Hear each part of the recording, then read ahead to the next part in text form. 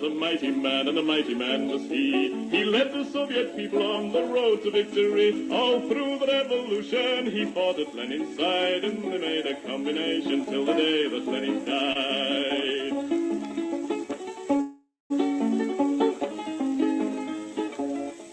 He said, come all you people, we must work with brain and hand. And then one day the Nazis came into the Soviet land. They plundered to the Volga, to Stalingrad. And then Joe Stalin said, come on, me boys, and kicked them out again. Oh, Stalin was a southerner, in Georgia he was born, where the oranges grow thick and fast and fields of waving corn. And Stalin is a farmer, his fingers they are green, and he has planted the biggest crop the world has ever seen. One day he looked upon the map and frowned and shook his head. There's too much brown and not enough green, these were the words he said. We'll have to change the weather, boys, he said, and then he smiled. So let's begin by planting trees along 3,000 miles. So Stalin rolled his sleeves up then and said it's time to start. The Volga River and the Don, they are too far apart. I think we'd better join them, so come and help me, pal, and we'll build a mighty waterway, the Volga-Don Canal. Then Stalin went into the north, and there saw rivers three, all emptying their waters into the polar sea. Now that's not right, Joe Stalin said, these rivers, they are ours. We'll turn them round and make them work and make electric power. There was a range of mountains that were standing in the way, so Stalin put his hand out and smoothed them all away. For Joe, he is determined to make the land all green, and that's the biggest project that the world has ever seen. Oh, Stalin is a mighty man, and he has a mighty plan. He's harnessed nature to the plow to work for the good of man. He's hammered out the future, the fortunate he has been, and he's made the worker state the best the world has ever seen.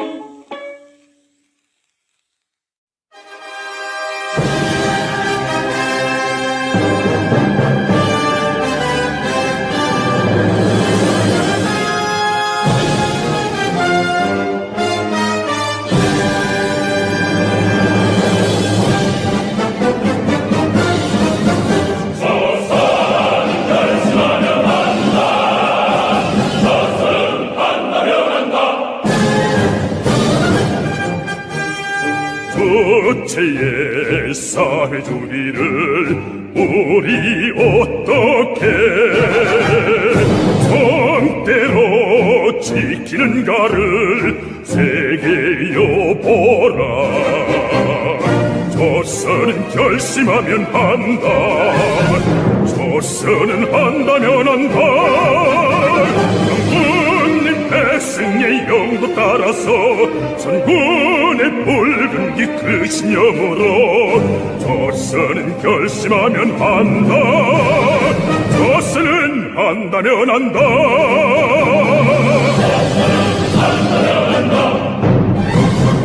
조체의 강중대국을 우리 어떻게 이 땅에 세우는가를 세계여보라. 조선은 결심하면 한다. 조선은 한다면 한다. 장군님의 국의 뜻을 받들어 붉은의 정신력 그의 장으로 조선은 결심하면 한다. 조선은 한다면 한다.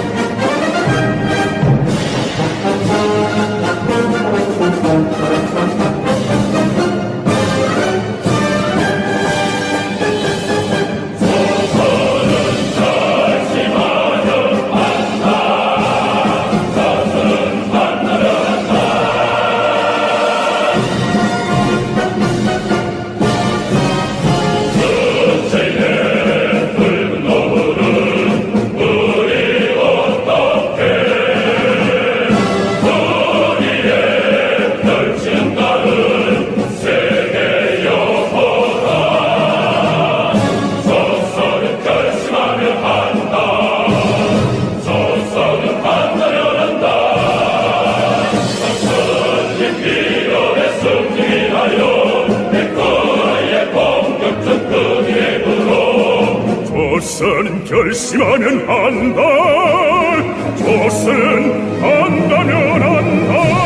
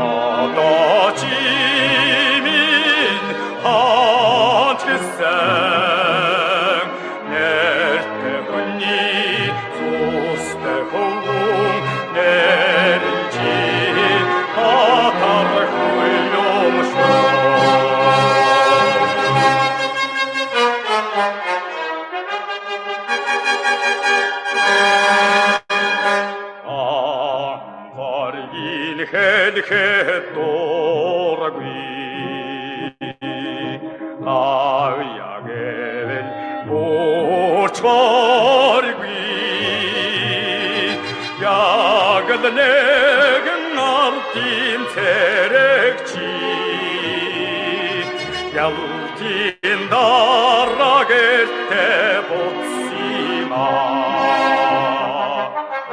Adamcini honçisem, Adacimin honçisem, neşte bunyi zoste hovum erinci atar koyuşum.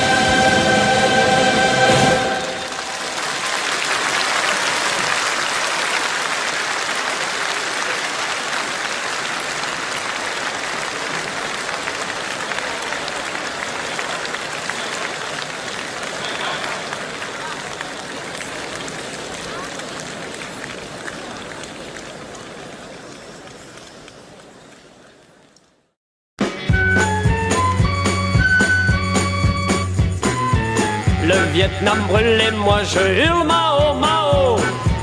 Johnson rigole et moi je vole Mao Mao. Le napalm coule et moi je roule Mao Mao. Les villes crèvent et moi je rêve Mao Mao. Les putains crient et moi je ris Mao Mao. Le riz est fou et moi je joue Mao Mao. C'est le petit livre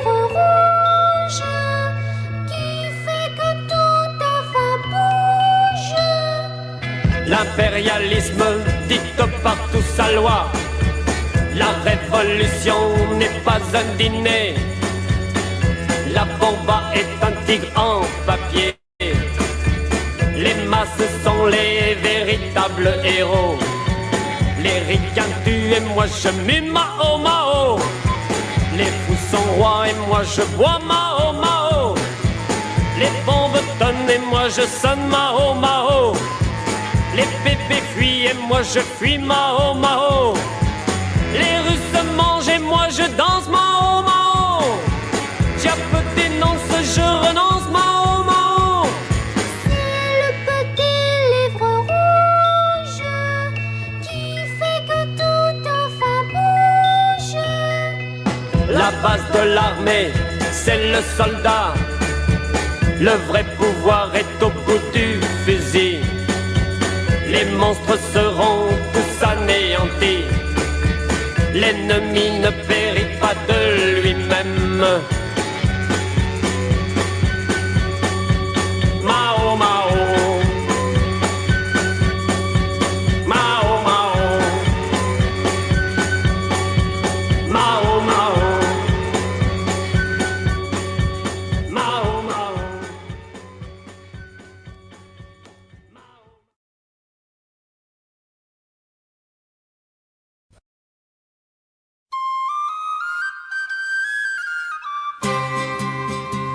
When I was young, I used to be as fine a man as ever you'd see of the Prince of Wales. He said to me, come and join the British Army.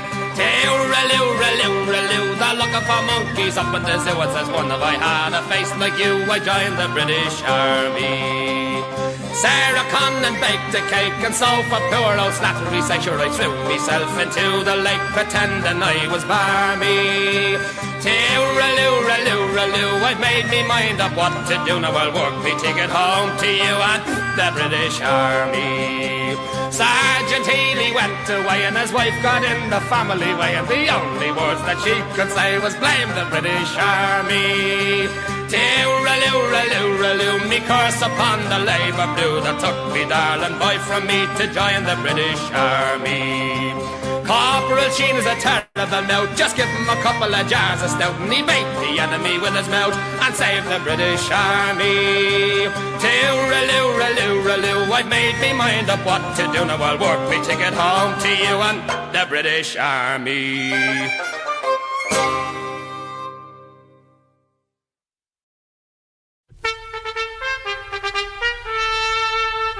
Ich trage eine Fahne und diese Fahne ist rot.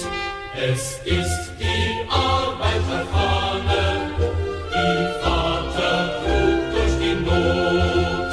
Die Fahne ist niemals gefallen, so oft auch der Träger fiel. Sie weht heute über uns allen und zieht schon der Sehnsucht Ziel. Ich trage eine Fahne, das Rot der Arbeiter macht. Es hat die Arbeiterfahne bei Nacht mein Vater bewacht und hat sich mir früh übergeben, als Morgenrot stieg empor, dass wir sie zur Sonne heben, bei Tag in der Kampf beschworen. Ich trage eine Fahne und diese Fahne ist rot. Es ist die Arbeiterfahne, die uns die Einheit gebot. Sie hat unsere Väter begleitet durch Bade und Nacht und Krieg. Drum vorwärts die Söhne erstreitet, zu Ende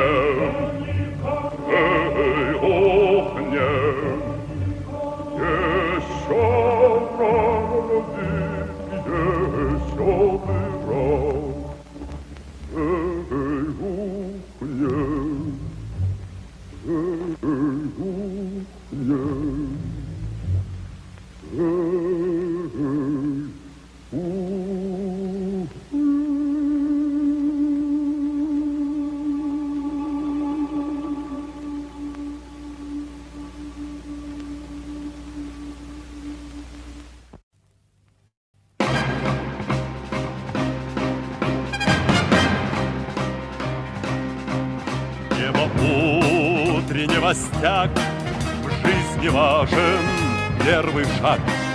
Слышишь, веют над страною ветры яростных атак. И вновь продолжается бой, и сердцу тревожно в груди. И Ленин такой молодой, и юный октябрь впереди. И Ленин такой молодой, и юный октябрь впереди. Весть летит во все концы, вы поверьте нам, отцы, будут новые победы, станут новые бойцы.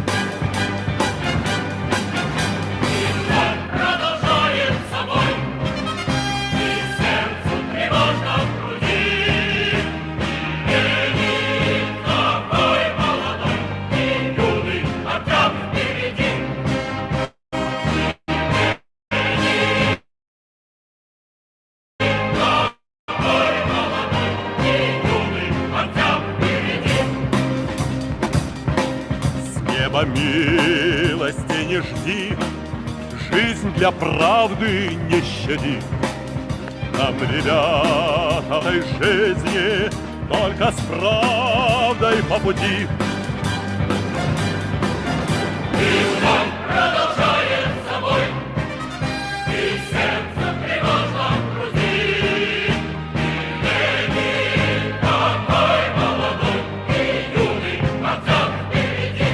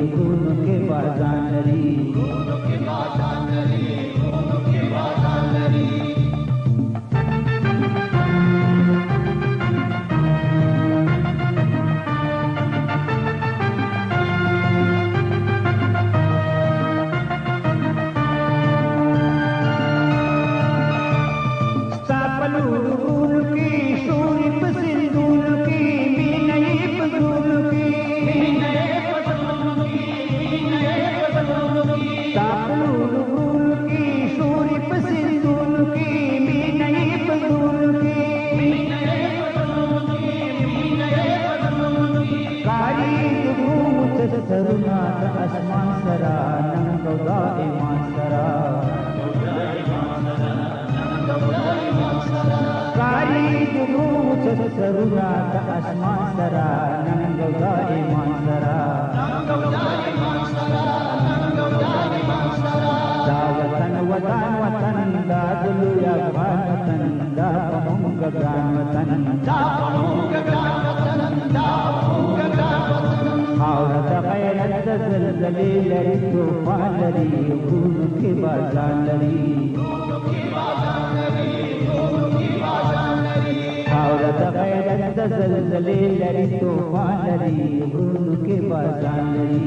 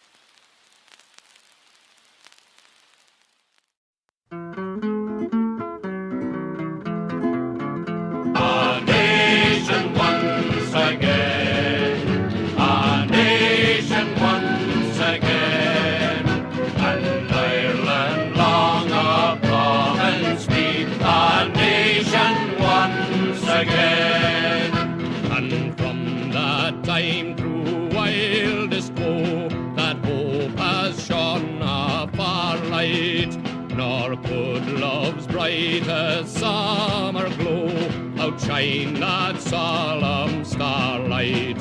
It seemed to watch above my head in forum, field and plain. Its angel voice sang round my bed, a nation once again. A nation once again. A nation once again. And Ireland long a province be, a nation once again. So as I grew from boy to man, I bent me to that bidding. My spirit of each selfish plan and cruel passion ridding. For thus I hope someday to wait. Oh, can such hope be vain? When my dear country shall be made a nation once again. A nation once again. A nation once again. And Ireland long a province be, a nation once again.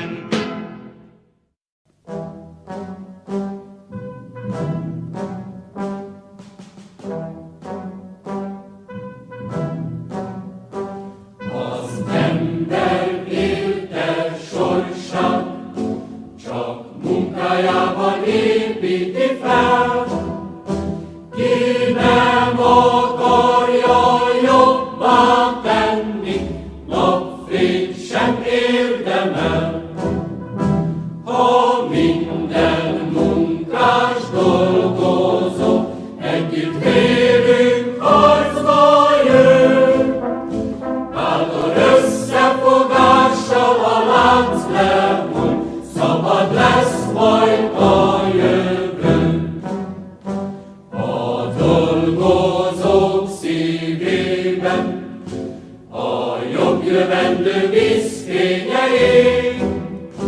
Hol szabadság lesz, igazság és munkás testvériség. Ha minden munkás dolgozó együtt vélünk harcba jön, bátor összefogással a lánc lehull, szabad lesz majd a jövő. Ismert a munkás sorsa, a milliókkal együtt halad. A munkás csak a dolgozó harcában lehet szabad.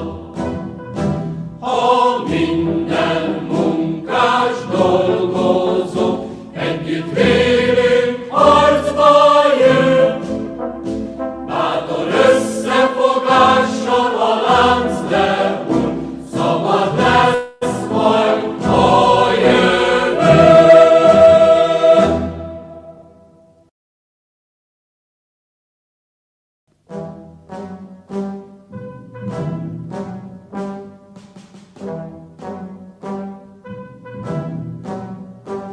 Az ember élte sorsát csak munkájában építi fel.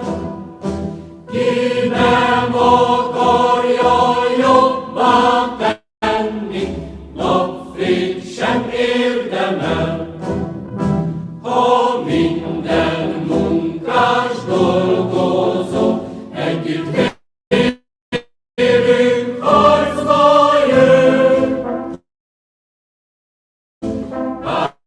bátor összefogsz majd a jövőn.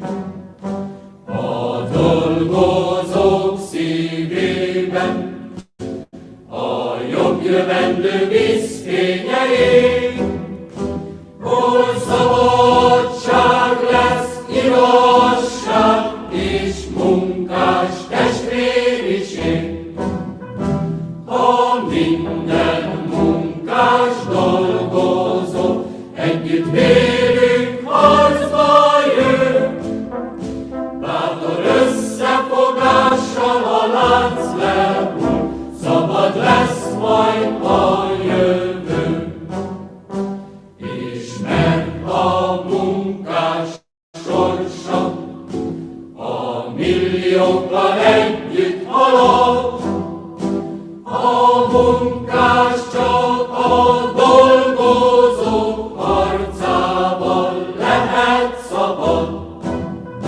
Ha minden munkás dolgozó együtt vélünk harcba jön, bátor összefogással a lánc lehull, szabad lesz majd a jövő.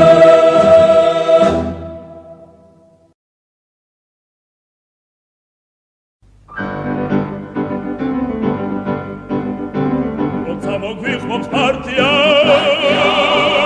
a gubundebam tabari ma mulce ziro senza c'è quella cenganim zadari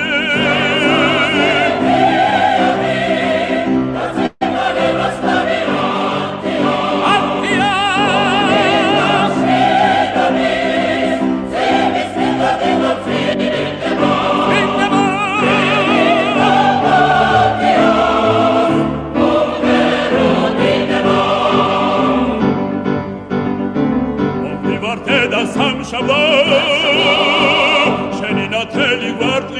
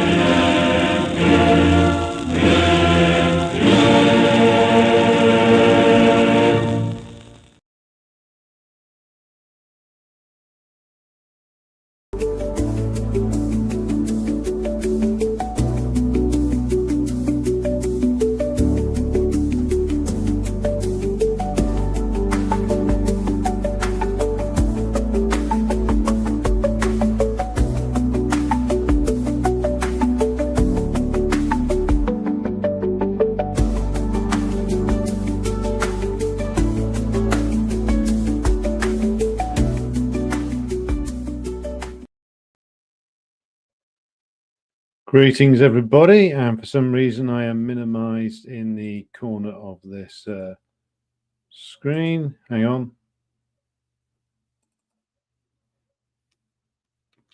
Having some problems now with StreamYard, which has decided to get fancy. If you just bear with me a moment.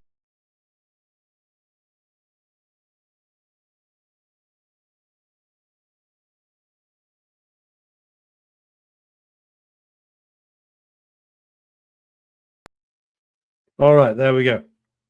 Hello, everybody, and welcome. You join us tonight for a interrogation of a vital issue, which is the issue of what tasks should the communists be undertaking in a imperial core nation. Now, this will be focused on the imperial core because, of course, I live in one of the imperial core nations, and the struggle in those countries is going to be of a different character and require different tactics than that which takes place in the colonized world, the neo-colonies, and the oppressed nations. So these are this is a discussion which by necessity is going to be focused on the global minority. So with apologies for those who are tuning in from elsewhere, but in many ways, those who are facing national oppression, those who are in a neo-colony, they are in a, I won't say a more advantageous situation, but with regard to revolutionary developments, they are probably closer to actually pushing forward with revolutionary developments than we are. We in the imperial core nations have a lot of very fundamental, very deep problems, and it is part of the raison d'etre for this program that this is tackled, that we explore some of these. So what I'm going to do is I'm going to start off in a reverse order by just doing a walkthrough of the comments thus far. So, we start off with a banger. We got somebody called Trippin' Myself, who says, we are watching what seemingly looks like a coup happening in Washington in real time. Chris Hedges, is that you? I didn't realize you tuned in. The Trump administration is purging the Pentagon of ordinary reactionaries and replacing them with more MAGA Christian fascists, guaranteeing is spelt wrong, the control of the military for years to come. Do you agree? And what serious proposals do you have in fighting them? Tell me. I suspect you are a provocateur if you are not indeed Chris Hedges. How much more reactionary could the U.S. military get than that which than the state which it's been in now for many, many decades? How is the current U.S. military command, or the one that Trump wants to bring in, going to be significantly worse than, say, Mark Milley? Mark Milley, who, of course, the last but one chairman of the Joint Chiefs of Staff, was a man who was willing, on Trump's orders, to bring out the military forces in the summer with where there was the Black Lives Matter uprisings or riots, depending upon your point of view. He then later reconverted himself into being a woke general, but he was out there basically getting ready to use military force to restore order back in the summer of 2020. So how are Trump's gang going to be more reactionary than the last chairman of the Joint Chiefs that Trump had at his disposal? What Trump wants is people who are not going to question him, and that's what every administration wants. Now, I'm old enough to remember the absolute hysteria regarding the George W. Bush administration about how this was a Christian fascist takeover of the United States. Now, under the U.S. Constitution, as far as I am aware, and if any Americans want to correct me on this, feel free, the president and the administration has the right to get rid of or suggest that some officials might like to either resign before they are sacked. And you have in the United States, unlike here, where we have like a huge permanent bureaucracy, the upper layers in the U.S. federal government have always been subject to like a revolving door. They come and go with each administration. So this is not a coup, man with the Woody Guthrie PFP. To call it a coup would be to succumb to acute hysteria. What you're watching is an aggressive shakeup of the US imperial machine. Yes, that's true, but it's hardly without precedent, and it doesn't constitute a coup.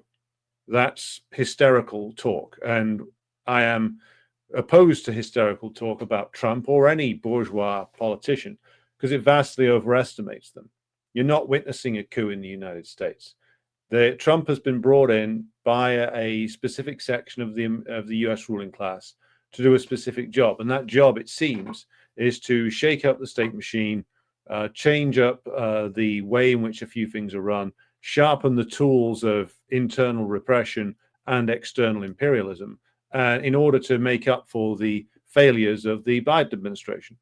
Now, this won't work, and it won't work because Trump will be wholly unable to halt the decline of U.S. imperialism.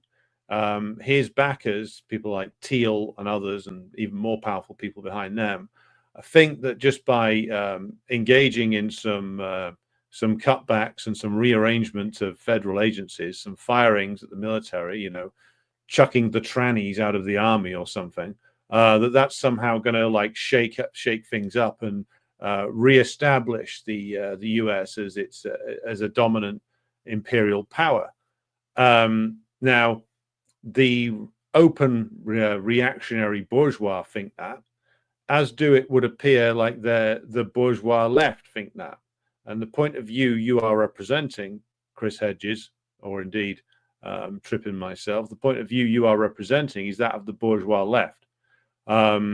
This is not a coup. This is the bourgeoisie trying to rearrange things within the existing constitutional framework of the United States. So stop throwing the hysterical language around and deal with the realities. Now, you're talking about how are you going to fight Trump?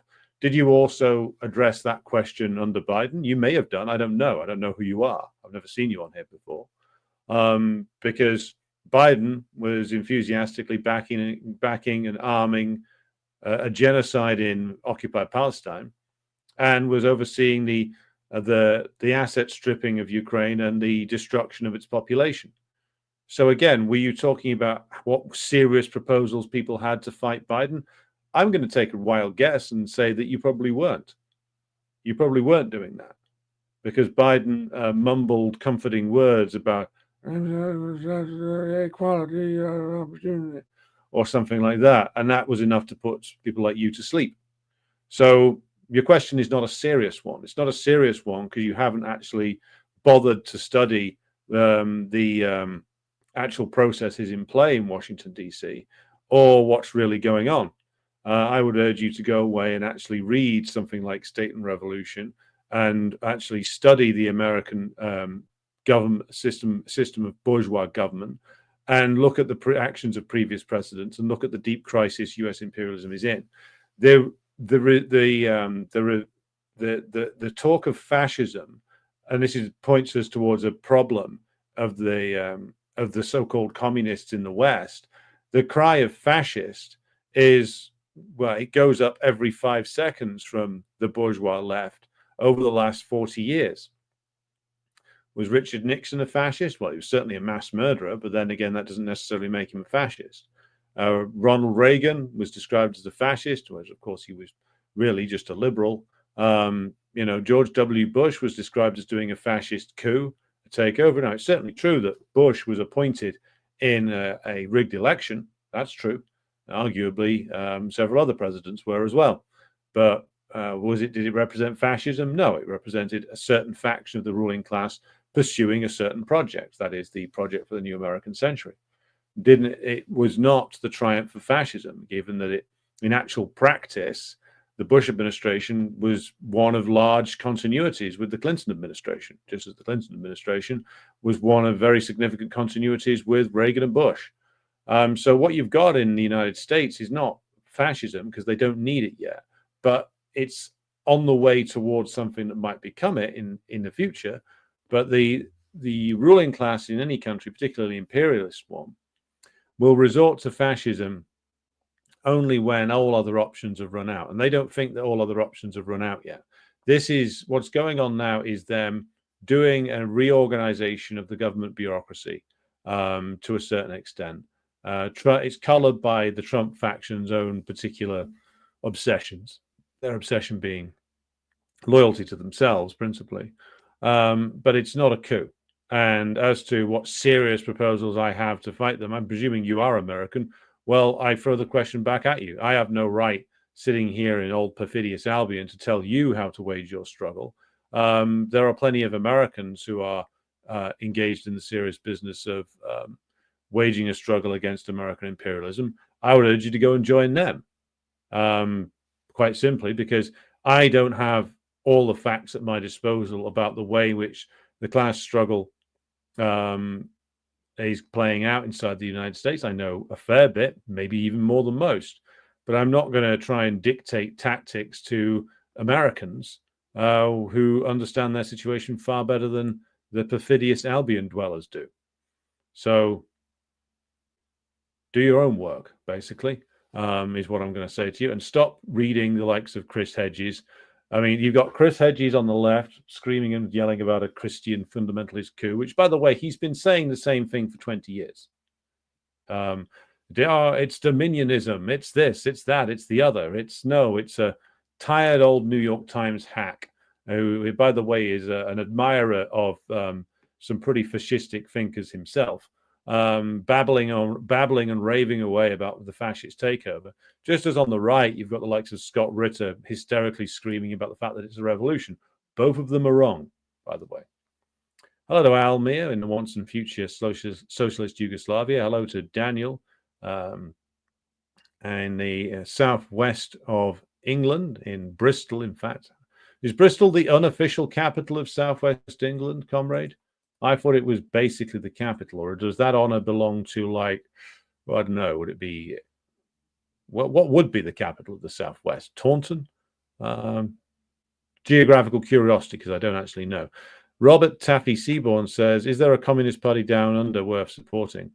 Wouldn't like to say on the worthiness or otherwise, but there is one that describes itself as anti-revisionist. So I'll just drop the link in the description there, in the chat there, so you can have a look at it, Robert. Again, like I've never been to Australia. I don't know the conditions there. I know that there's one party that claims to be an anti-revisionist communist party. They don't seem to have updated their website for a while, but I would say have a look at that and do your research into them and draw your own conclusions based on what you see from them, your knowledge of the objective situation inside Australia, and see if they're worth getting involved with. I'm not going to make a clear recommendation because, again, like I don't make recommendations when I don't know enough about the situation. And with regard to Australia, again, I know a bit, but not enough to draw a clear judgment. Now, we do have a regular viewer who's, I think, involved in this party. If she watches this, maybe she can comment. Hello to Victor, Grassy Knoll out in Seattle, Washington, Mo 1917, Yuan in Phoenix, Arizona, Alistair Page McGill out there in Prague, Svetlana in Moscow, Jerry in perfidious Albion. Smitumi says, hi from West Midlands. I ask myself this question all the time. Hard to keep optimistic with all the daily BS. It's not a question of optimism. I mean, there's the old phrase, pessimism of the spirit, optimism of the will. It's not a matter of being optimistic. It's a matter of interrogating our situation and being able to accurately diagnose the problems as far as we can. You're in the West Midlands, not too far away from where I am. I would say the situation in this country, in old perfidious Albion itself, is actually becoming more favorable. Trust me on this one. I don't know who you are, how old you are. I've been active in politics for 20 years now, which is quite scary. Most of that time, I have been involved with parties, movements, and organizations which have been utterly contemptible and catastrophic failures. So let's get that out of the way straight away. why I have been involved in anarchism and Trotskyism. I've been in the official trade union movement, all of which has been a disaster to one degree or another, all of which has been sold out, all of which has been led down a dead end quite deliberately by various different treacherous leaders. I've been in the Labour Party, for fuck's sake, under Corbyn. Again, the principal responsibility for the defeat of Corbynism lies at the feet of the Labour left and Corbyn himself, for all the reasons we'll go into in a minute. Now, yes, there is daily BS, and yes, working class people have an awful lot to deal with on a daily basis. Everybody is under siege constantly as part of the ongoing decades and decades long class war that the ruling class has been waging. But I would say this, that this is why it is vital to actually be a member of a revolutionary party. What keeps you able to analyze and not fall into a depression is precisely having good comrades and engaging in daily study will give you, which is that it will enable you to see through the BS. And this is the vitalness of study. I mean, as the old saying from Lenin goes, without a revolutionary theory, there can be no revolutionary practice. Without a thorough grounding in the theory of Marxism-Leninism, we won't be able to analyze things properly. And if you can't analyze things properly, you can't decide upon an accurate course of action. And then you will be inevitably, no matter how much revolutionary enthusiasm or no matter how big your numbers or no matter how great you think your movement is, without a revolutionary theory and a firm grasp of it, and without a vanguard party, your movement will be driven into a ditch. I saw this happen firsthand on multiple occasions in what appeared to be quite favorable circumstances. And then this is the path that led me to Marxism-Leninism, seeing the failures and the disasters and the sellouts all up close and personal. So the first thing you can do if you're in an imperial core nation is find a Marxist-Leninist party to actually join. Now, you're in the West Midlands, Smitumi. If you are so inclined, and I hope you are, then you should join my own party, of which I am a proud member, Communist Party of Great Britain, Marxist-Leninist. We have some comrades in the Midlands. I will make no bones about it. It's like if you're looking for vast numbers, go and join Reform. That's a joke, by the way. But we are starting relatively small, but building ourselves up. And study of the revolutionary classics is the first step towards being able to properly understand our situation. So I hope you'll join us if you're actually looking for a reason to be cheerful, to quote the late, great Ian Dury. Heidi, hello to you in Edinburgh. Hello to Grassy Knoll, who says, I see that the Volga River does freeze for about 3 months every year. So I've heard. Allison in Ontario, Canada. The future 51st state of the United States, perhaps. Thomas Wolfe, who says, we have like the third largest ammunition plant. It's the same size as the actual town, 5 square miles. I take it yes, you say you're in McAlester, Oklahoma. Never been, flown over it, I think. Hello to Mercury Slim in Los Angeles. Grassy Knoll says, China Lake, California is where the U.S. Navy keeps their weapons. Right, scrolling through. Hello to Jenny, our moderator this evening, and thank you for your assistance, comrade.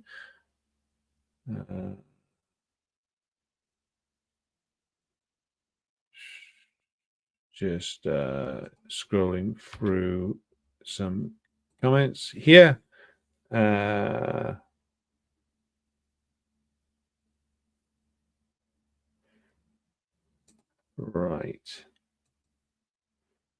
Right.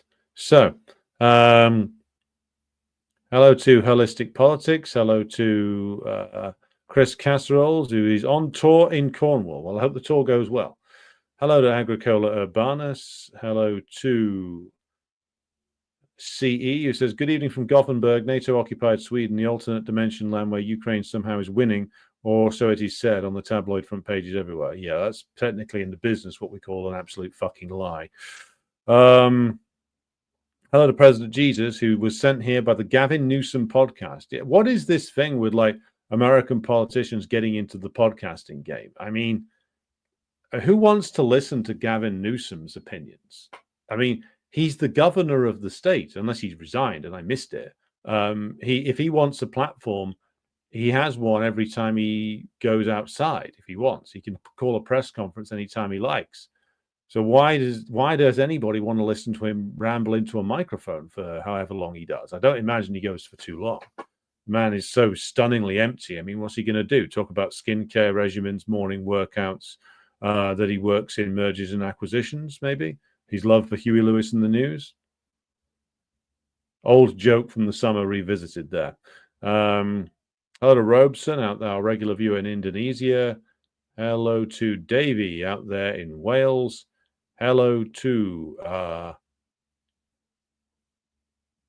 who says fascist just means rejecting trans ideology, as I learned from your Twitter replies.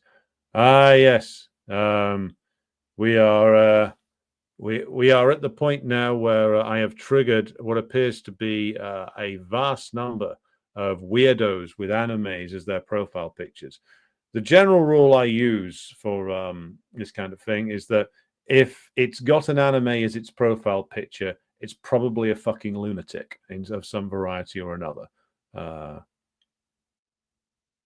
President Jesus says, with reference to our first question, it's a coup or a revolution, depending on which flavor of bullshit you subscribe to. Tripping myself replies and then presumably runs away.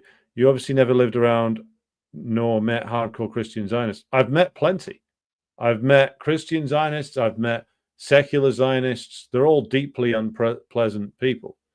Going to get even more dark. Yes, it's been getting more reactionary for quite some time. What's your point? Your answer is guaranteed to run off new potential comrades. Thanks. What, an accurate answer?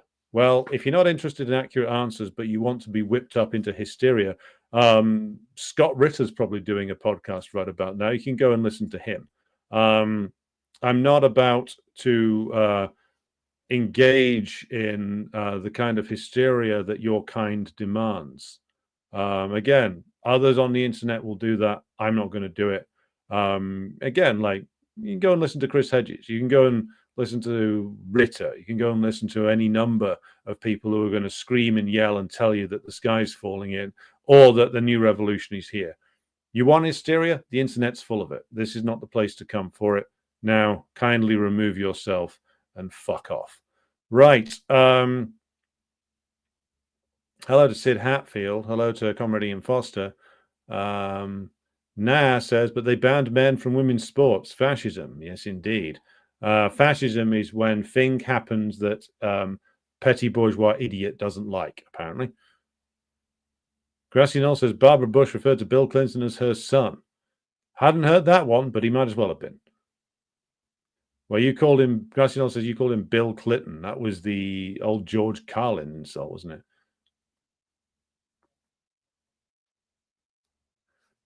Alistair Page McGill says, our country having 30 empty homes for every homeless person is a better argument for fascism than some culture war nonsense. Well, I would say that the reason why they bring in fascism is to defend having 30 empty homes for every homeless person, because that's what fascism did. And it defends the property relations and the power of the bourgeoisie, while screaming endlessly nationalistic slogans, which are completely empty, and condemning the working class to slavery and death. Hello to Rob over there on the wrong side of the Pennines.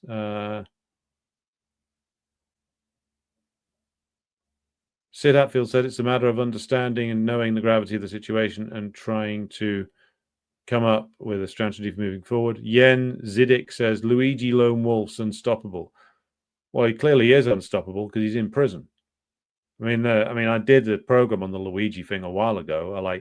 Blowing the head off of some CEO hasn't changed the American healthcare system one bit. Not really. I mean, there was a while where they didn't turn down any claims, apparently, but lone wolf terrorism, if that indeed is if that indeed is what Luigi is, changes nothing. It's telling to me that the biggest enthusiasts for Luigi are like anarchists and social democrats, people who don't believe in the masses at all. Not really. Some anarchists claim they do, most don't. Social democrats certainly don't. And so disillusioned social democrats are the quickest to turn to backing individual terrorism. Hello to Sorrow in Sweden. Almir says, what can we in tiny country like Slovenia do? We have no ML parties. I don't have theoretical knowledge to lead one. I would be willing to seriously financially support an ML party, though. Well, I don't have the knowledge about the situation in Slovenia. I mean, Slovenia is not an imperial core country, but I'll do my best to answer. Like, there'll be something active in Slovenia. I mean, I know that there's a communist party signed up to the World Anti-Imperialist Platform, Almir, which claims to be, I don't know enough about them to judge this, but claims to be like an all Yugoslav party. Whether they are or not is another question. I will find the link and drop it into the chat so you can all see it. If you just hold on a moment, I'll go through the list and get hold of this. So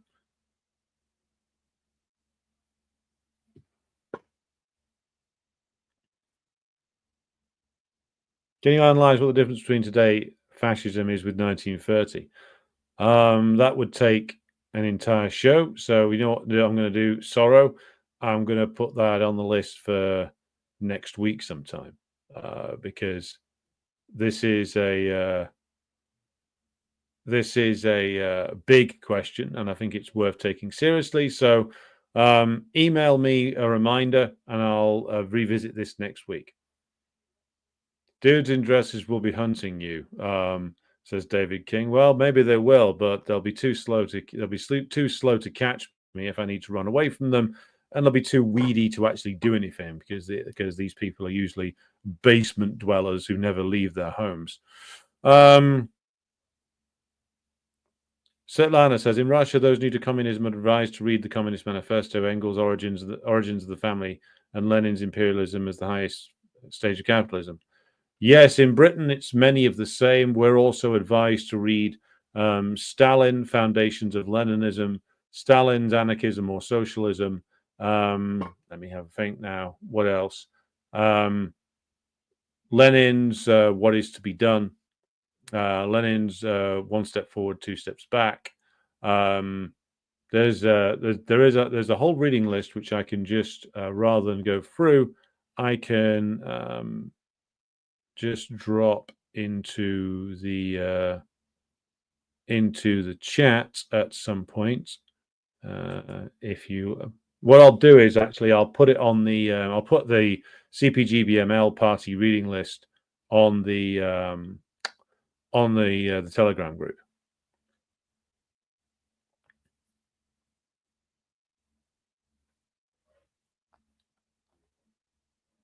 George Carlin was indeed a genius, Almir. Yes, Sorrow. Luigi was a very confused young man. He's a very confused young man.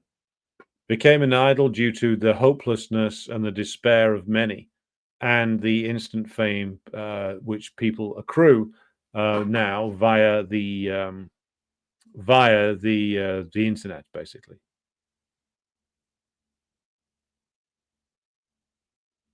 Yeah, I was an anarchist too, to answer Sorrow's point.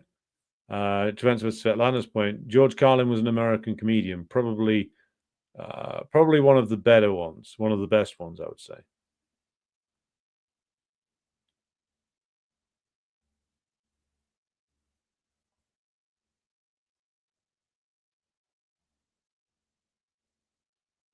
Alison asks, you've heard me criticize the PSL. What's your critique of them? I'm not in the US, so not familiar. The PSL started as a Trotskyite organization. They act like they are a Marxist-Leninist organization when they are not. They are heavily into identity politics, especially on in with their younger sections. They, despite the ultra-left, ultra-revolutionary language that they use from time to time, they routinely basically lead people back towards the Democratic Party when times get heated, when it's election time. So they're a bunch of fakers. They really are, and they routinely mislead people and promote identity politics. They're a completely useless collection of fools who should be dismissed by anybody who wants to actually get involved in a revolutionary party. Right. So coming to the end of the comments for now. We're going to come back to those later. So task of the Communists and the Imperial coronation. We've touched on some of these already. The first is to be able to accurately analyze our situation in terms of why are things so bad? Why is it that the working class movement, such as it is way too weak to do anything? Why is it that every single upsurge that's happened in the past 15 years, despite the fact we've been in this very long recession now, has been run into a ditch? This is a question which needs to be tackled. It's the key question for those of us in old perfidious Albion, those of you who are in the United States,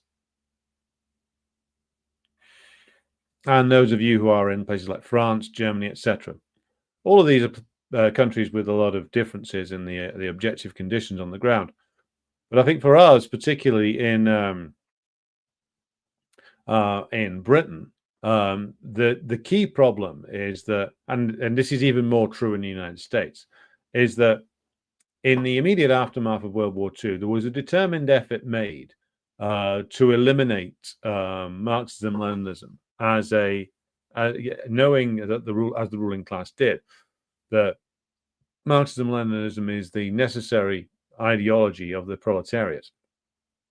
And if the proletariat moves into a position where it has embraced, or large elements of it have embraced, Marxism-Leninism under the leadership of an actual revolutionary communist party, then that's what will give them real problems. So there's a determined effort made, to use an Americanism, a full court press to pressurize and destroy Marxism-Leninism in Britain and in the United States. In the United States, it went much further, but they got quite a long way in Britain as well. In the United States, they, of course, first sought to destroy the connection between the CPUSA, as was, and the working class by purging relentlessly any union in the US that had communist influence within it, or was just strongly militant. And the idea was that once they cut the CPUSA off from the working class, it would be a lot easier to marginalize it. And unfortunately, they proved to be correct. Here, it was a little bit different. The assault on Marxism-Leninism, of course, comes from the state. It comes from the paid hacks in academia, the paid propagandists, etc. But also, this assault came from within. Again, the call was coming from inside the house. It came, in our case, from the leadership of the old Communist Party of Great Britain, who adopted the British road to socialism, thus removing themselves as being a revolutionary party. And it is a blow from which we have still not recovered. So by 1952, there wasn't a revolutionary organization left in Britain. There wasn't. The CPGB had become a reformist organization, an avowedly reformist organization. So what is the point that I'm making here? The point is that Marxism-Leninism, which is the proletariat's weapon that the working class needs in order to liberate itself, that was no longer available on a mass basis. The parties that have been forged by the Soviets, Union as an example, that had emerged in the 20s and into the 30s, that formed the Comintern, all of these in the imperial coronations, one by one, went rotten and fell apart within 30, 40 years. So French Communist Party was basically a backward reactionary joke by the late 80s, having embraced Eurocommunism. Italian Communist Party liquidated itself. Spanish Communist Party became a joke. The Germans, slightly different because the KPD was effectively banned in West Germany. But the counter-revolution in the east of Europe and the Soviet Union certainly set back the formation of Marxist-Leninist Party in Germany, even though there are several small parties bearing the name. But the big communist parties in France and Italy, and then the smaller ones in Spain, all suffered a huge decline post-World War II. And the smaller one in Britain, again, was revisionist even before the coming of Khrushchev. So, what point are we making here? The point is that there haven't been Marxist-Leninist parties really present in the imperial core countries since the 40s of the last century. That's 80 years now. And this reveals a very, very significant problem, which is that Marxism-Leninism is the only real proletarian ideology. It is the only it is the revolutionary ideological weapon and organizational weapon of the proletariat. Without it, the proletariat is consistently led down blind alleys by social democrats, by Trotskyites, by revisionists, by opportunists of all varieties, or even by reactionaries, out-and-out reactionaries, liberals, etc. This presents a real problem because what we have come to understand, those of us born since the 40s, really, what we grow up with and come to understand as revolutionary politics is just simply not revolutionary. It isn't. In Britain, like or most of the things that call themselves revolutionary, Trotskyites, revisionists, etc., are all addicted to parliamentarism. They swing wildly, this is the Trotskyites, between ultra-left positions and ultra-reformist positions, often within a year, sometimes in even less an amount of time than that. They are, of course, wildly inconsistent and routinely lead any struggle that they get involved in down a blind alley.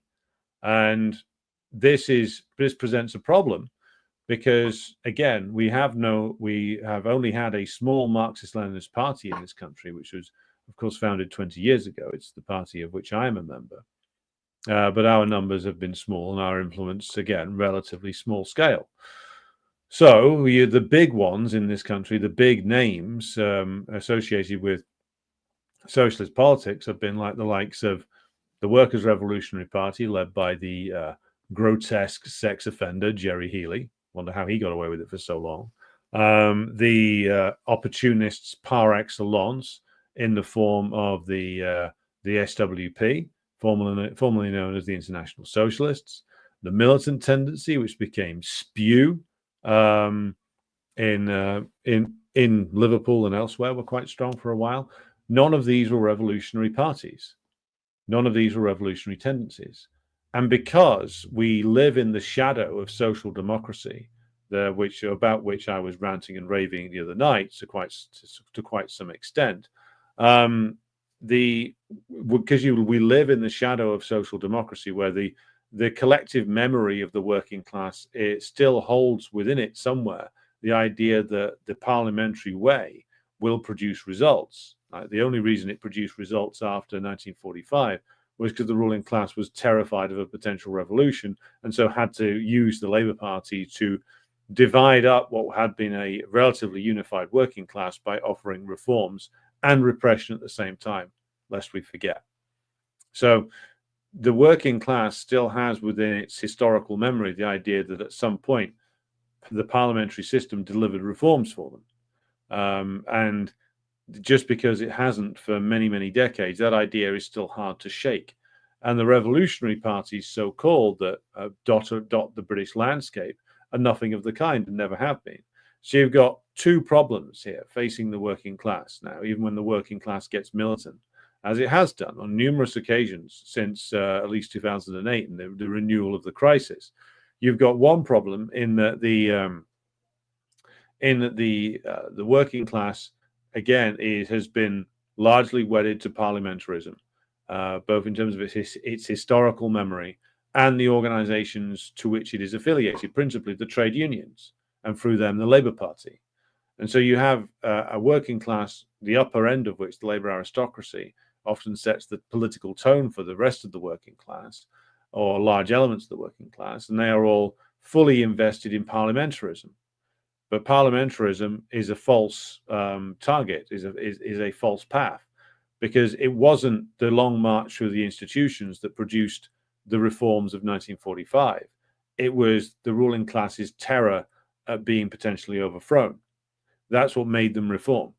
And if that threat's not there, well, even if it was there, they couldn't reform now. But without that threat being there, it basically guaranteed to get nothing at all. And this, again, though, we've seen over the last decade in British terms, repeated attempts to try, the working class keeps trying to find a parliamentary road and keeps failing. Brexit represented something of trying the parliamentary road. The Corbyn experiment, failed Corbyn experiment, represented the parliamentary road. Other rebellions of the last 10 years also all represent the parliamentary road, because that's the limit of many people's vision as to what political progress actually is, based on a false understanding of our history. And again, like, we all have this because it's a false understanding that we all grow up with. We all grow up with this false understanding of why the reform period came about, and we grow up with a false understanding of why it ended, why it failed, why it didn't grow into socialism, and if it can come back. Again, I speak as one who had all these all of these errors. I made all of these errors myself, and so I understand where people come from, because again, it's difficult to undo the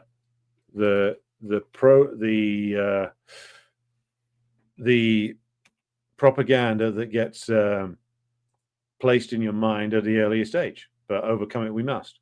So this is the third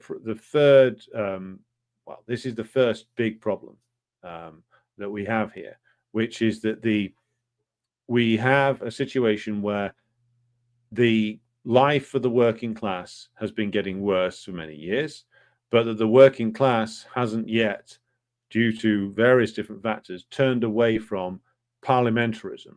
And even when the working class does, it finds that the way is barred to any further progress, because again, the organizations which still contain 6 million workers, the trade unions, are run by an unholy collection of social democrats, revisionists, and Trotskyites, none of whom have a particular interest in waging a militant struggle, all of whom just want to compete over bureaucratic empires that they want to build inside the union movement, and that's about it. So this is a significant problem, like the hangover of parliamentarism, the belief that the 1945 period can come back. These are fundamental problems. Now, and the other is that the presence of all in the imperial core countries of myriad opportunist parties, or ultra leftist and opportunist parties, who will again mislead the working class perpetually. And so how then is that to be addressed? This fundamental problem that the working class has wanted to struggle, at least the advanced elements have done, over the last 15 years. The way has been opened to various different struggles, and all of them have failed. And now you have this sort of great well of depression, this great cloud of depression hanging over the advanced working class in Britain, because you've had so many failed struggles over the last decade, over the last 10 to 15 years. So what needs to be done, therefore, by the communists is a persistent and patient process, which is that we as communists need to face facts that we are trying to build out of the rubble, and that what we are saying our understanding of why social democracy is actually poisonous, why parliamentarism is a dead end, why the trade unions, by their very nature, are incredibly limited institutions. All of this, this is the reason, part of the reason why I have a bit more hope these days than I used to. All of this will not win us a mass audience today, tomorrow, or maybe even next year. So we need to get the idea out of our heads that we have any kind of one weird trick to socialism or one weird trick to a mass base. That won't happen, not initially, because there is a powerful ideological hangover of parliamentarism and all the other things I just mentioned that go along with it. What we must do is and we've started this already, I think, but what we must do is identify the advanced workers, those workers who have already drawn some of the right conclusions about the state of play in Britain or whichever country you're in. Talk to them about why it is that parliamentarism is a dead end, why the Labour Party is an enemy to us, why the trade union leaders are enemies, why all of this is happening, why the other supposed revolutionary organizations are utter failures and frauds. We need to identify those workers who have been asking the right questions by attending picket lines, joining demonstrations, leafleting on a regular basis, doing basic outreach and contact work. Identify those who are already asking some questions and try to bring them into the Revolutionary Party to actually gain a real political education, because that's the first phase. Finding as many advanced workers as we can and bringing them into our organizations in order that they can be properly politically educated in the classics of Marxism-Leninism, and that they can learn Marxism-Leninism as a system of analysis and, again, a weapon in the hands of the working class. Because our task at this stage, as I have said on numerous occasions, is the regrowth of what Antonio Gramsci referred to as the organic intellectuals of the working class, which, again, the ruling class understands the danger of those people. That's why it works so hard to annihilate them.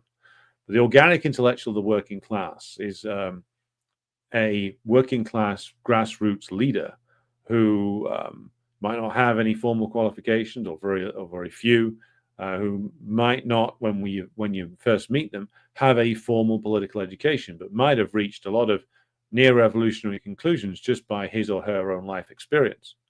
Now, our job as communists is to identify these people, to bring them into the party, and to help them develop a more comprehensive understanding of the world and their place within the struggle. The organic intellectual of the working class is somebody who is completely at home talking about revolutionary politics in a way that the workers in their neighborhood or in their workplace can understand.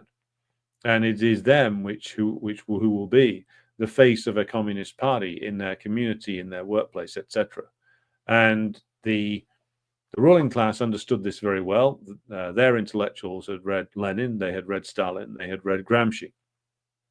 And so they've absolutely prioritized eliminating the organic intellectuals of the working class that used to exist. The old communist parties played a role as well, because they had abandoned comprehensive political education and were only educating people in an opportunist manner. So rebuilding that network of working class cadres across the country, this is our first step. This is a first important and very difficult step, but it's one that it's a path we must embark upon, because there's no other way to do it. You start to build up slowly, and you start to build influence in, again, working class areas, not student areas, not petty bourgeois areas, although of course those people are welcome to join a communist party. But we need to be targeting our work and our recruitment activity at the actual working class and bringing them along. And that's the difficult thing due to decades of depoliticization, but it's really the only way forward. And so if we can do that, if we can start doing that, then when the crisis intensifies, which it will, then you can have a group of solid cadres in place across a city, across a region, across the whole country, ultimately, who are embedded within the class and can talk to workers in their communities or in their workplaces, and can bring them around to the ideas and the program of the Communist Party. That's our first step, to build that network of militant, class-conscious militant workers who become worker communists. That's our first step. And again, that's going to mean a lot of often difficult work, a lot of outreach work, a lot of campaigning work in working class areas, but it's our only way forward. And that doesn't mean we don't work in the trade unions or anything like that, but we need to recognize that trade unions are severely limited organizations, which are areas of struggle, it is true, but which are dominated by these like narrow bureaucratic layers for very good reasons, which is that that's who's always dominated them. And we're not interested in taking over the trade unions. Again, we're interested in influencing the members and the activists within the trade union movement and to progress their own politics in a communist direction, with the idea that with workers in struggle, armed with the weapon of Marxism-Leninism, stand a much better chance of winning even mild concessions from an employer than they do if they follow the lead of the Trotskyites or the revisionists. So it is a matter in this stage of building our networks in working class communities. That's the priority.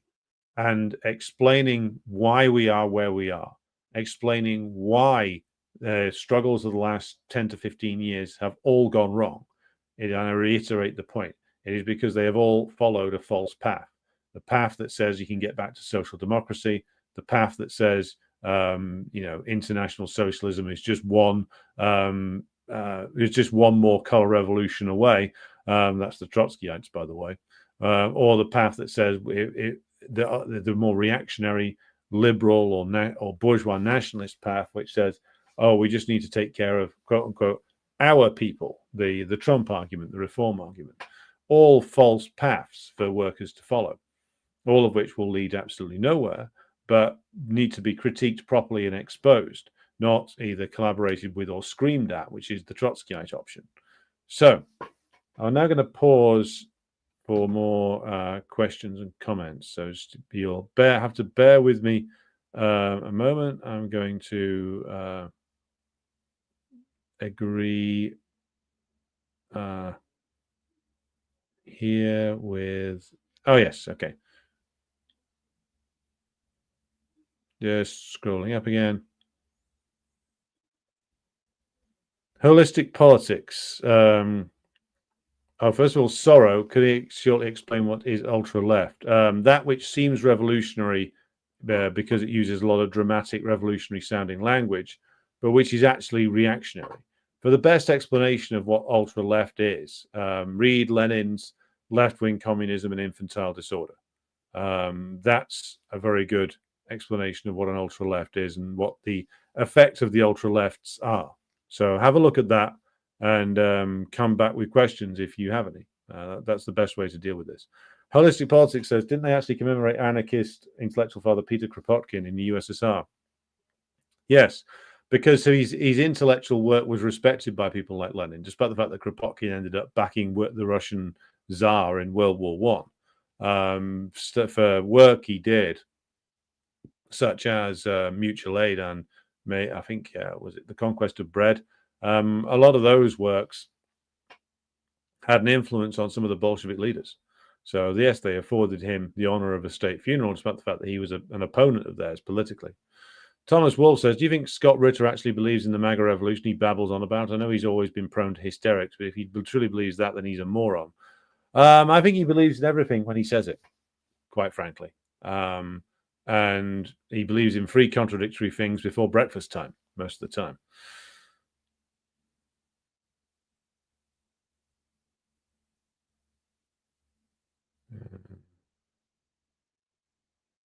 Reformists are worse than capitalists, says Sorrow, and Sorrow is correct.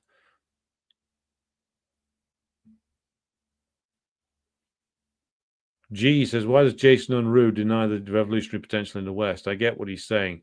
It doesn't mean it's a dead end, far from it.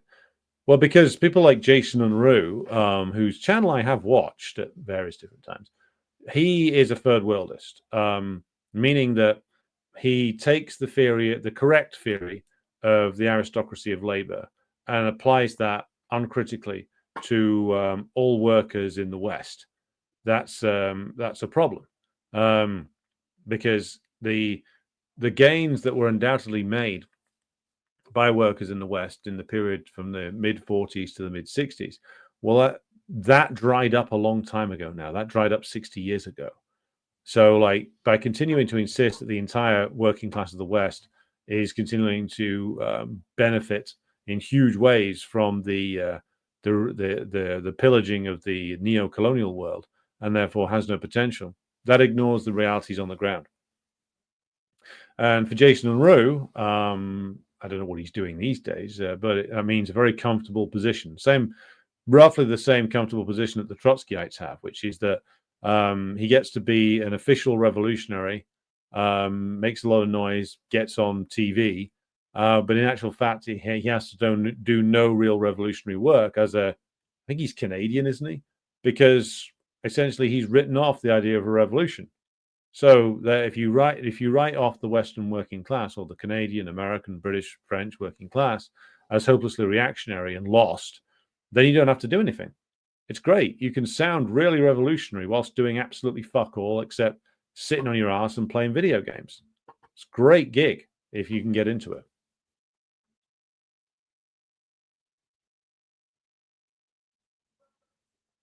Davey says, not as hysterical as Mr. Ritter, but someone lit a fire under your ass the other night. Yeah, well, I blame Bernie Sanders for that one, Davey. Yeah.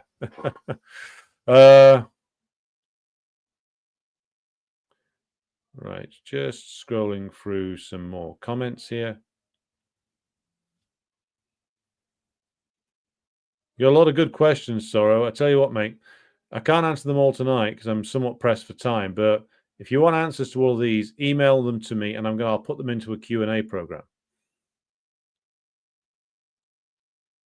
Battle Cossack says the media outlets are now asking for donations to keep themselves afloat. Well, let's hope they all go bankrupt. That'll be funny. Sid Hatfield says, it's a process for us all. I was a conservative as a youngster, then was a liberal through much of my early adulthood. Yeah. Look, we all fall into the traps laid for us by bourgeois ideology at various different times. Maybe some of the youngest generation now won't fall into those because they've grown up at a time when the sheer corruption and degradation of the system is just too obvious for anybody to try to polish it up for them. I mean, my generation, probably for those who went to university, who maybe came from the upper end of the working class, it was just about possible to delude yourselves in the mid-2000s that the world was going to have some kind of bright future for you, and you were just about able to jump into a career in, like, I don't know, some better paid public sector job where you would still get pay rises every year for a while at least. And that can lead to a lot of bourgeois delusions in people's heads. Like, the current generation will have their own delusions. They'll have the bullshit that's thrown at them. But believing that the system has a place for them, I think if you're born working class now and you've grown up since the turn of the century, really you've just seen nothing but like relentless immiseration. If you're young and working class, you haven't seen the system provide real concessions. You've just seen relentless drawbacks and relentless negativity. And even the official ideology, which is taught in the schools, is even more negative than it was when I was a teenager. So perhaps the younger generation, might have other things that they fall for, other ideological traps the bourgeois set for them that they fall into. But optimism about the system and belief in parliamentarism probably won't be one of them. At least not in this country. Nobody believes that the Holy Palace of Westminster is delivering anything good to them anymore, or not anybody who's like below the age of 60, because everyone's just seen the. Well, actually, maybe that's inaccurate. Maybe I should sort of rephrase that. People don't believe that the current system is working, but that's a different thing to saying that people believe that the whole system needs to be junked. Perhaps the younger generation will start to see that the entire parliamentary system is a trap for the working class, which now needs to be got out of. And the only way you get out of it is by destroying the whole thing, by destroying parliamentarism, by overthrowing the bourgeois state. Now, these are all phases people have to go through to reach those conclusions. But at least those who have been born more recently will have fewer illusions in parliamentarism than those of us even born as in the sort of early to mid 80s.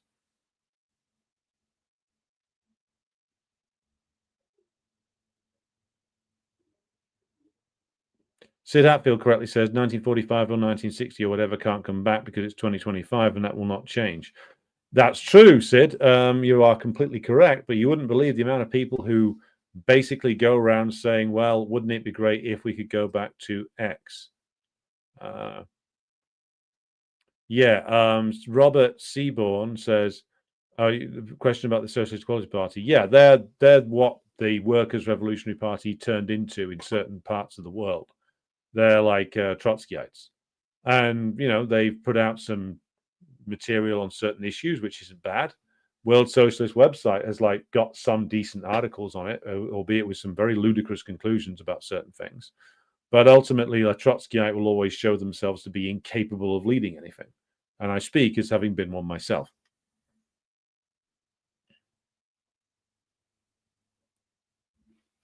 Jenny says it's just doomerism. The frustration is real, but the conditions are right. The labor aristocracy is not really a thing anymore. Certainly not to the extent that it was. I think it's still there, but nowhere near the extent it was like in the 60s, 70s, 80s, or even the 90s. Like, labor aristocracy is withering away, which is part of the reason why you're getting like Trump, why you're getting Farage, why you're getting Le Pen. Partly it's the bourgeois themselves swinging behind more and more reactionary movements to try and revitalize the system, and it's failing. But partly it's like upper end working class labor aristocracy and petty bourgeois voters who swing behind these guys under the belief that they're going to bring back the level of prosperity seen in the post-war era. That's what Trump really represents. It's what Farage represents as well, which is that even though these guys are all over the map on the things that they say they believe in, like Farage is more of an old Tory libertarian type more than anything else. Trump, again, all over the map. He's been various different things. He's been associated with the Democrats. He's been associated with the Reform Party. He's now, of course, a Republican. He's been all over the place. But the theme of "Make America Great Again," well, that naturally should trigger the question of, okay, great in comparison to when?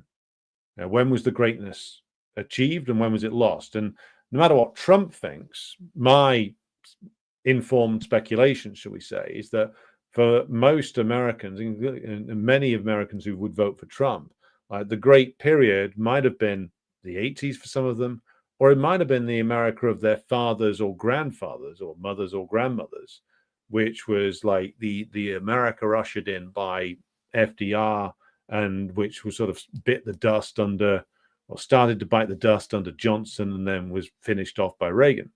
And a lot of this move to so-called right-wing populism is the sort of the continuing circling sort of cyclical process of despair, because you've had in America, in US terms here, you've had like the optimism of Obama, even though of course still large numbers of the American working class didn't vote for the guy and didn't vote at all. But you had that sort of wave of optimism amongst particularly, I would say, like upper working class in the US, petty bourgeoisie types in the US, like an optimism that the black guy is going to be different. And it goes to show how wrong you can be with that one. You had that, and then you had a sort of different set of people involved in Occupy Wall Street, even though Occupy Wall Street had numerous different demands and numerous different things going on. What struck me was, again, this was a demand. The fundamental demands were for reforms to the system. There were people involved in Occupy Wall Street who wanted various forms of fundamental change, much of which, of course, didn't come about and couldn't come about. But fundamentally, this was a movement demanding reforms out of the federal government, which the federal government couldn't and wouldn't give them. And then you had those two waves of enthusiasm being terminated, be it by Obama's obvious sellout. Well, can you sell out when you never were in the first place? I don't know. But his obvious treachery, and he's obviously being a stooge for Wall Street and the American ruling class. You have Occupy Wall Street being physically crushed by various federal and state governments. You have the Bernie Sanders thing being crushed twice, and you have Trump running alongside all of this. And so therefore, it's not a surprise that, having seen all of the optimistic projects crushed in the United States, that certain layers would throw themselves behind Trump, because at that point, they are getting desperate for something, anything to happen, any change, including if it just, bulldozes the system completely, or says it's going to.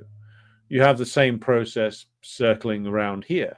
You've had various different movements that have been informed by social democracy, social democracy of various different types over the last 15 years or so.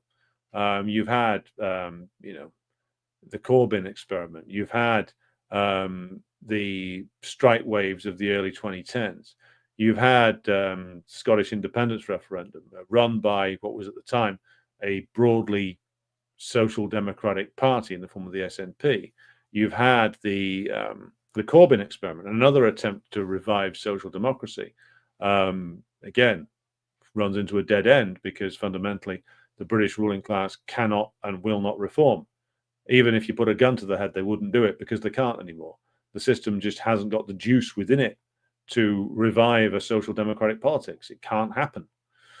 And again, we flip back over to the United States. So like all of this, the various attempts at revolts have all been thwarted, run aground, destroyed. And so therefore you get the emergence of more and more people getting behind ultimately the negative side of it, or the more nakedly reactionary.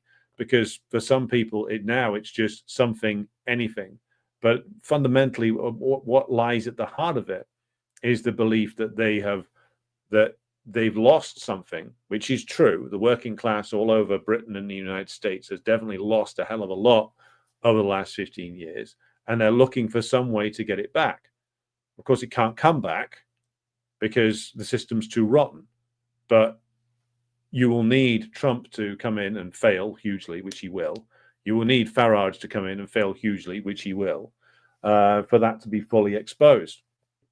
And there should be no comebacks for social democracy in this country now, because the Social Democrats had their shot with Corbyn and drove the whole thing into a ditch by necessity, because the fundamental problem facing Corbyn was that if you continue down the route that he was originally on, well, there will be a gigantic crisis of the British economy and state. Because again, it's completely non-productive. You can't reform this senile, decaying imperialist system. So Corbyn's plans would all have created a crisis, which would have made the Liz Truss crisis look like a mild ripple crossing a puddle. And then you have a fundamental choice: are you going to go against the power of the British state and all of its reactionary forces and that it has at its disposal, both in ideological terms and in terms of actual physical force? Or are you going to capitulate? And for most of the Social Democrats over the last 15 years, the choice has been offered to them, and the answer is capitulate. Because these people are far more scared of a serious struggle against the ruling class than they are of selling out. Selling out is quite profitable, in actual fact. So, SOCDEM is the humanist pacification arm of fascism. That's true.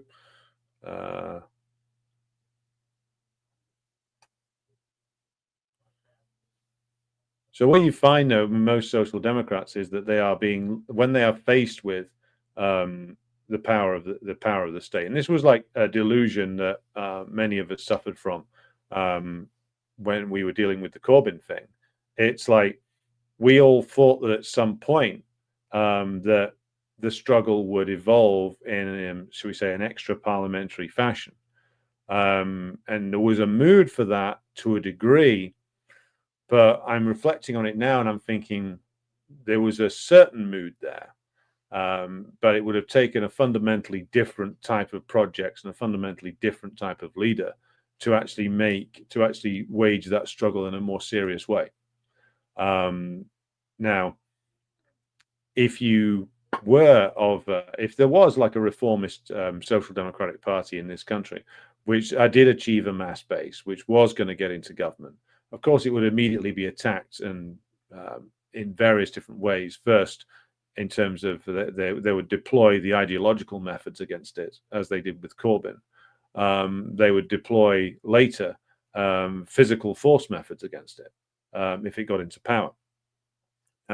If the ideological pressure didn't work, if the economic pressure didn't work, and especially if the leader of such an organization then made an appeal to the masses over the heads of the parliament, over the heads of the press, over the heads of the state machine, the rulers of the state machine, and said mobilize and fight for the program that we were elected on, then that would lead you to a near revolutionary situation. Corbyn didn't want that action. Most of the Social Democrats don't want that action, and so they back down and capitulate. And this is where, again, you need a strong communist presence in any struggle where it's led by social democrats, because these people are, by their very nature, treacherous, even if they don't mean to be. Their politics are so weak that they crumble when they're faced with the challenges of the power of the American or the British or the French state. And so you need a communist party outside of the control of the Social Democrats, pushing from the outside and with collaborators on the inside of these struggles to actually push them in a more revolutionary direction.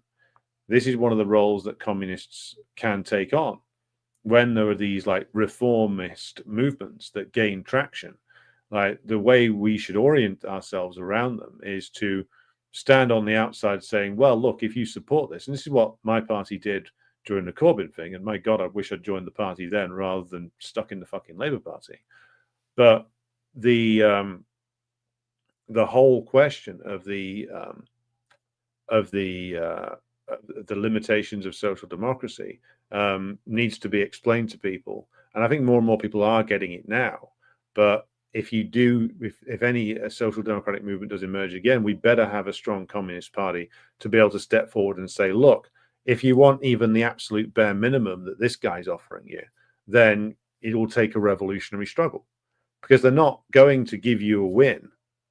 I emphasize this point again. I find myself like sounding like a broken fucking record, but they're not just going to let you win. They're not going to let us have anything unless it's like literally ripped out of their hands. And the Social Democrats, most of them, don't want that struggle. The more sincere of them, who actually do want to see change, might be prepared to lean into a more militant struggle if one emerges. But most of them aren't interested in it. Jeremy Corbyn wasn't interested in it, not in the slightest. He wanted a nice, comfortable retirement on the back benches, and he's got it.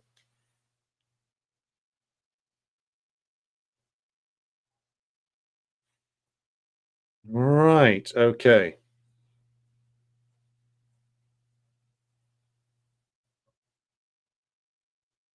Yes, Sid. They're not going to step aside just because you want to vote. Of course, they're not.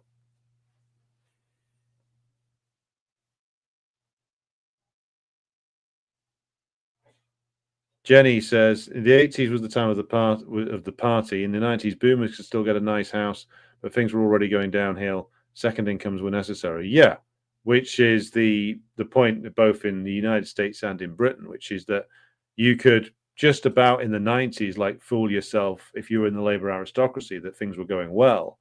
But the lower end of the working class was getting relentlessly ground down, and you would have to be a fool not to acknowledge that now. But what you're seeing is that the upper end of the working class is now getting squeezed, and that's why you're seeing all of these like political disturbances, because whether you're in France, Italy, Germany, United States, the upper end of the working class and the petty bourgeois are getting squeezed and are desperately looking around for something that will restore them to the position that they feel like they should be in. And it's just not going to happen. It's like AFD is not going to deliver it. Giorgia Meloni's not going to deliver it. Le Pen is not going to deliver it. Farage, Trump, all not going to do it. Like as somebody said Carlos Chavez says in the comments, no factory will return to the US. If they go out from China, will go to any other Asian country. Trump just fooled everyone to get the votes. Trump also fooled himself, fundamentally. Trump was spinning this bullshit 10 years ago now, and still continues to spin this bullshit, despite the fact he will not manage to reindustrialize anything. Look, the only way that the American state, whilst continuing to run a capitalist system, is going to get reindustrialization is if it basically seizes total control over the economy. If it basically creates a sort of capitalist, they used to describe the Soviet Union as having a command economy, which was always an inaccurate description right up to the mid-80s, but a bureaucratic command economy with the state issuing orders and the private capitalists basically being taken out of the system, being told to sit on their money and shut up, is the only way that, whilst nominally retaining the capitalist mode of production, you're going to get reindustrialization to any degree in any of the imperialist countries, and none of them are going to want to do that. Now, I wouldn't completely rule it out in the United States. It's still theoretically possible, but nobody in the American political system, nobody in the American ruling class has any serious interest in it. These idiots just think that they can do essentially right-wing Obama, which is what Trump is. He's right-wing Obama, like more, well, just as reactionary, but just in a slightly different direction. Obama offered like a facelift to a decaying system and juiced the stock market for a few years, made life objectively worse for the entire American working class, whilst swanning about with Bruce Springsteen and talking about sort of grand and broad and empty phrases, and ultimately then left having done nothing of any substance to make anybody's life better, but in fact having led the class war against the American worker for 8 years. Trump is going to do the same thing on a shorter scale.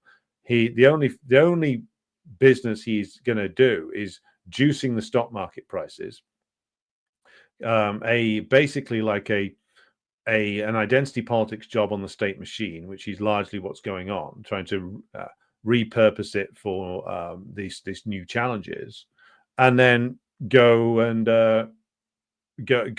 see if he can basically con the electorate into electing J.D. Vance in a few years' time. And that's all it's going to be. This is like the more right wing of the bourgeois trying to do a facelift job on the state machine to try and engage in some process of re-legitimation. And it's just like it's Obama, but from the bourgeois right. That's it, right. So I am going to draw things to a close for today. I feel like we could probably do another episode on this, because this was more of a Q&A and some explanations as to why things have been failing.